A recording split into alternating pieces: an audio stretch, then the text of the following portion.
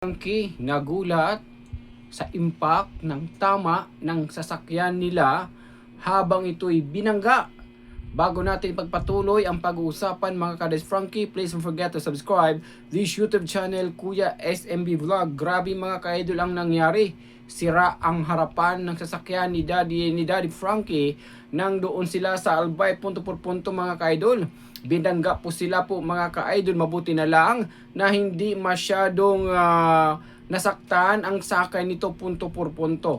So alam naman natin mga ka-idol, kapag mabait ang tao talaga, hindi pinapabayaan ang Diyos. Alright? So alam naman natin na malaking tulong ni Daddy Frankie sa ibabaw ng mundo sa kanyang ginagawang pagtulong as a charity vlogger. Nakita ng Diyos ang kabaitan ni Daddy Frankie, nakita ng Diyos ang sinseridad sa pagtulong ni Daddy Frankie, kaya hindi ito pinabayaan punto por punto. Instead na sila ang dapat matamaan, ito'y hanggang bungad lang ng sasakyan punto por punto. So grabe mga ka-idol ang nangyari po ng aksidente dyan sa Albay habang papauwi na po sila Daddy Frankie punto por punto. Magpasalamat lang po tayo dahil wala pong nasaktan sa kahit sa team Daddy Frankie, of course si Daddy Frankie. Sabi pa nga ng karamihan mga ka-idol, naku po sana walang nasaktan sa kanila. Lord, iligtas niyo po. So alam naman natin na hindi papabayaan ng ating Panginoong Diyos. Kasi alam naman natin, accident talaga, hindi natin talaga expect na. At hindi natin yan, biglaan yan po mga ka-idol. Pero kapag matibay ang pagsasamba mo sa ating Panginoong Diyos, isi-save ka po nito, punto por punto. So alam naman natin, kapag accident talaga mga ka-idol, grabe, hindi natin yan akalain na mangyayari sa atin. Biglaan po yan mga ka-idol. Kaya it means, doon natin malalaman na mas binigyan pa ng pagkakataon ng ating Panginoong Diyos ang team ni Daddy Frankie, of course si Daddy Frankie, na more pa ibigay sa kanila ang oras. Binigyan pa sila ng panahon at oras na more tumulong sa mga taong nangangailangan na hindi naakupan ng DSWD. Sabi pa nga ng ibang mga Daddy Frankie, God bless po team Daddy Frankie, ingat po kayo palagi. So kahit pa paano, sasakyan lang po ang nangyari. Hindi yung kanilang pangangatawan. And of course, sabi pa nga ng iba, ingat po kayo Daddy Frankie, naway lagi kayong iingatan ni Lord sa mga biyahe. So alam natin ng Panginoong Diyos na hindi papabayaan ng ating Panginoong Diyos ang katawan ni Daddy Frankie at ang buhay ni Daddy Frankie. Dahil si Daddy Frankie lang nag-isang charity vlogger na may sinseridad at tunay na malasakit sa kapwa punto por punto. Sabi pang iba, sana Lord, Yahweh, pakinggan, ingatan mo palagi ang buong team. Alam naman mga ka-idol, marami nag-comment mo, worry na worry sila po ang nangyari kay Daddy Frankie. Marami pa ang nag-bash ito mga ka-idol. Ano kaya ang nasa isipan ng mga bashers? Tinatawanan po nila ang nangyari kay nila Daddy Frankie sa nasira yung sasakyan. Hindi po yun tama po mga ka-idol. Kahit dito sa social media, kahit gaano man tayo kabait, may against talaga tayo. May against talaga sa atin. Kung gaano man tayo kabait, may ayaw man ta sa atin, punto por punto. Sana na-actionan agad ang pangyayari, na nabigyan ng hustisya ang sasakyan ni Daddy Frankie, at nabayaran sila ng buo mga ka-idol. Sabi pa nga ng ibang mga Daddy Frankie, ingat Daddy Frankie sa buong team, salamat walang nasaktan sa inyo, sana gabayan kayo ng Diyos ng Panginoon.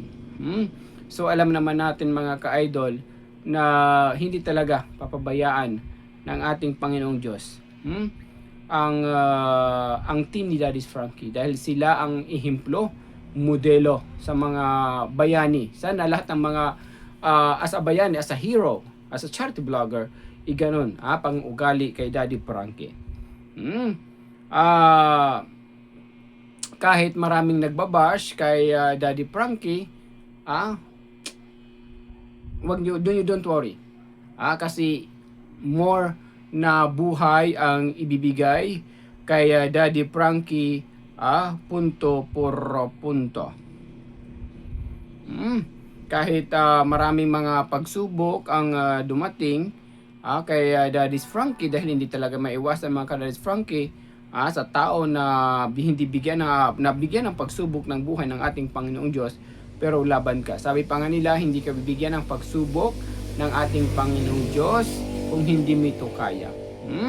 So siguro isa na rin po yung way mga ka-idol na why napunta sila sa doon na paanano, na bundol sila mga ka-idol. Siguro mga ka-idol ay yung word na gising. Gising na. Kahit anong mangyari, ipagpatuloy nyo lang yung ginagawa po ninyong kabutihan. Nandito lang lagi, sabi ng Panginoon Diyos, dito lang ako lagi para po sa inyo, punto por punto.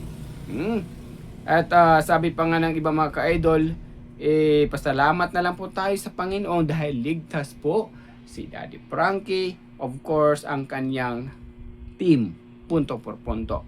Kahit maraming tinatawanan sila, kahit maraming nagbabash sa kanila, pero didmahin na lang natin.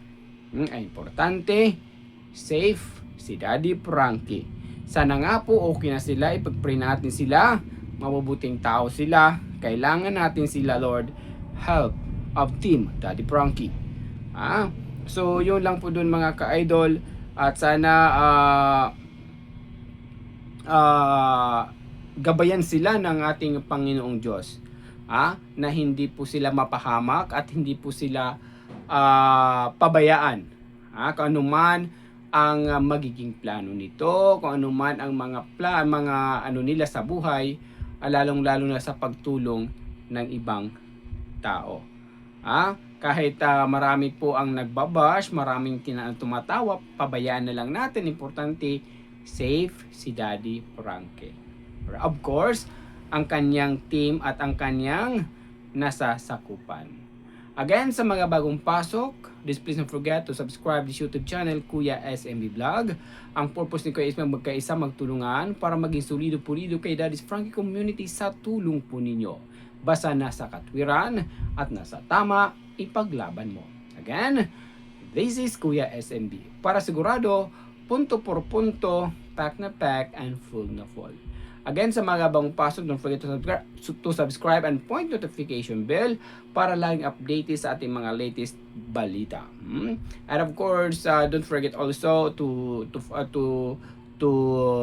support this Frankie official sa FB, and of course dito sa Daddy's Frankie Vlog dito sa YouTube channel.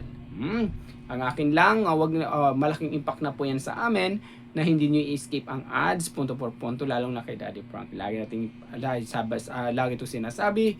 Pangalawa lang po ang channel ni Kuya SMB Vlog, priority kay Daddy's Frankie. Ayan, maraming salamat sa mga bagong pasok. God bless. Sana kanuman mga plans ni Daddy Frankie, magtagumpay po ito through sa tulong po ninyo mga ka-Daddy's Frankie. Hanggang sa muli na lang po mga ka-idol. God bless, mabuhay tayong lahat, and I love you all.